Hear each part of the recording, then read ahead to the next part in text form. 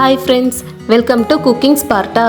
இன்னைக்கு ரொம்ப டேஸ்டான அவல் பாயாசம் ஈஸியா எப்படி செய்யறதுன்னு பார்க்கலாம். இந்த அவல் பாயாசம் ஏதாவது ஸ்பெஷல் அக்கேஷன் அப்போ இல்லாட்டி வீட்ல ஸ்வீட் சாப்பிடணும் போல இருக்கும்போது ரொம்ப ஃபாஸ்டா செஞ்சிரலாங்க. பிகினர்ஸ் கூட ரொம்ப ஈஸியா செஞ்சிரலாங்க. டேஸ்ட் ரொம்ப சூப்பரா இருக்குங்க.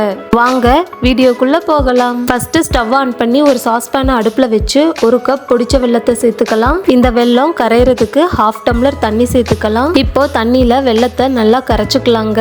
நாம பாகுபதம் கொண்டு வர வேண்டாம். ஜஸ்ட் வெல்லம் தண்ணியில கரைஞ்சாலே போதுங்க. இப்போ வெல்லம் நல்லா கரைஞ்சிடுச்சுங்க. இதை ஒரு ஸ்ட்ரெயினர் வச்சு வடிகட்டி எடுத்துக்கலாங்க. இப்பதாங்க வெல்லத்துல இருக்கிற தூசு மண் எல்லாமே போயிரும். இப்போ இந்த சர்க்கரை கரைசலை தனியா எடுத்து வச்சிடலாங்க.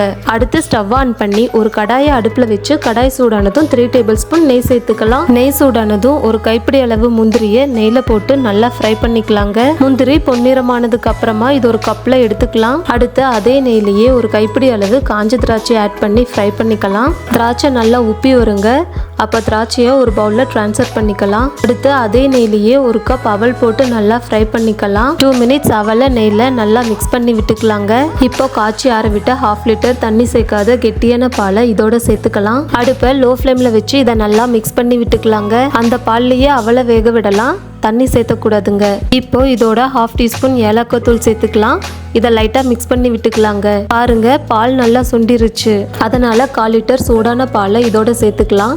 ஃபர்ஸ்ட் கொஞ்சமா பால் சேர்த்து கலந்து விட்டுக்கலாம்.